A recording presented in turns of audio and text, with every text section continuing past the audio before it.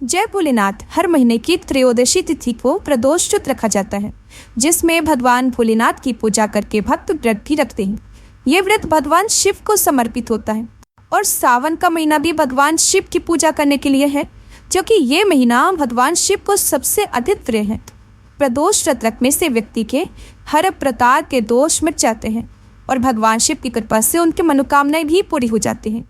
तो चलिए आपको बताते हैं सावन महीने का पहला प्रदोष व्रत कब है, इस दिन प्रदोष काल का समय क्या रहेगा और इस दिन कौन कौन से योग बन रहे हैं।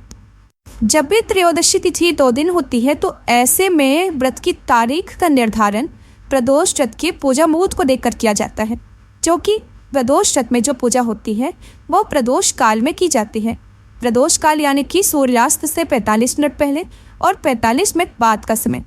कभी कभी त्रयोदशी तिथि 2 दिन होने के कारण भक्त असमंजस में पड़ जाते हैं कि किस दिन उपवास रखना सही होगा। तो आपको बता दें कि अगर त्रयोदशी तिथि दोपहर या दोपहर के बाद से भी प्रारंभ हो रही हो और उसी तिथि में शाम को प्रदोष काल का समय भी प्राप्त हो रहा हो, तब उस दिन व्रत रखना चाहिए, क्योंकि अगले दिन प्रदोष काल का समय प्राप्त होने से पहले पहले त्रयोदशी तिथि समाप्त हो जाती है। अगर प्रदोष व्रत गुरुवार के दिन पड़ता है तो उसे गुरु प्रदोष व्रत कहते हैं, और जो व्यक्ति पूरे विधि विधान से गुरु प्रदोष का व्रत रखता है उसे शत्रुओं से कोई हानि नहीं होती। गुरु प्रदोष व्रत करने से शत्रुओं पर विजय मिलती है और शत्रु या विरोधी शांत होते हैं, उनका विनाश होता है। भगवान शिव की कृपा से ऐसे भक्तों के सभी प्रकार के कष्ट और पाप ताप भी मिट जाते हैं। जीवन में सुख और समृद्धि पाने के लिए या सदैव भगवान शिव की कृपा प्राप्त करने के लिए गुरु प्रदोष व्रत अवश्य रखना चाहिए।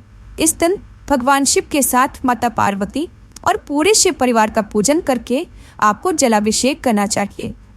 प्रदोष व्रत सुबह से प्रारंभ होकर शाम को प्रदोष काल तक रहता है। शाम की पूजा, जो कि मुख्य पूजा होती है, प्रदोष काल में की जाती है।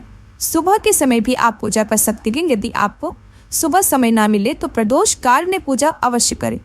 इस दिन आप अपनी सामर्थ्य अनुसार भगवान शिव को भान, धतूरा, बेलपत्र, भस्म और पंचामृत भी अर्पित कर सकते हैं। इस दिन आप रुद्राभिषेक भी कर सकते हैं। व्रत संकल्प लेकर प्रारंभ करना चाहिए। सुबह यदि समय हो तो पूजा करके 1 लोटा जल शिवलिंग पर अवश्य चढ़ाना चाहिए। दिन भर उपवास रखिए। शाम को प्रदोष काल के समय स्नान आदि से निवृत्त होकर या साफ स्वच्छ वस्त्र धारण करके घर के ही मंदिर में या फिर आसपास जहाँ कहीं भी भगवान शिव का मंदिर हो, शिवलिंग हो, वहाँ पर जाकर पूजा कर सकते हैं। पूजा करते समय धूप दीप जलाता रखें। भगवान को अखंडित यानी साबुत चावल अर्पित करें और इस दिन खीर का भोग भगवान शिव को अर्पित भी किया जाता है। श्री शिव चालीसा का पाठ करें। व्रत की कथा अवश्य पढ़ें, क्योंकि बिना व्रत कथा के व्रत अधूरा ही रहता है। सबसे अंत में कपूर जलाकर आरती करें। भोग में भगवान को पान, सुपारी, इलायची, खीर का भोग अर्पित कर सकते हैं। मौसमी फलों का या दूध से बनी मिठाइयों का भोग भी भगवान शिव को अर्पित किया जा सकता है। इसके बाद प्रसाद को सभी लोगों में बांटकर खुद भी ग्रहण करके व्रत का पारण करना चाहिए। व्रत हमेशा प्रदोष काल के बाद, यानी जब आप पूजा कर लेते हैं उसके बाद ही खोलना चाहिए। इस बार सावन मास के कृष्ण पक्ष की त्रयोदशी तिथि प्रारंभ होती 1 अगस्त गुरुवार की दोपहर 3:30 से और 2 अगस्त शुक्रवार की दोपहर 3:27 पर तिथि समाप्त होती।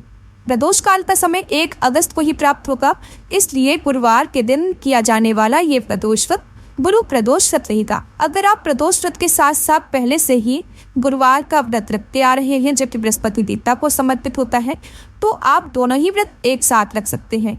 ऐसे में जो लोग प्रदोष व्रत के दिन अन्न ग्रहण नहीं करते, उन्हें इस दिन व्रत का पारण हमेशा फल से, जल से, दूध से करना चाहिए। 1 अगस्त गुरुवार को सूर्योदय होगा सुबह 6:01 पर, सूर्यास्त शाम 7:04 पर होगा। ब्रह्म मुहूर्त सुबह 4:25 से 5:13 तक रहेगा। अभिजीत मुहूर्त दोपहर 12:07 से 12:59 तक रहेगा और राहु काल दोपहर 1:30 बजे से 3 बजे तक रहेगा। अब जाने भगवान शिव की पूजा करने के लिए सबसे उत्तम और शुभ मुहूर्त यानी प्रदोष काल के समय के बारे में। तो प्रदोष काल 1 अगस्त गुरुवार को शाम 6:19 से 7:49 तक रहेगा। शाम की पूजा आप इस समय जरूर करें और इसके बाद आप अपने व्रत का पारण कर सकते हैं।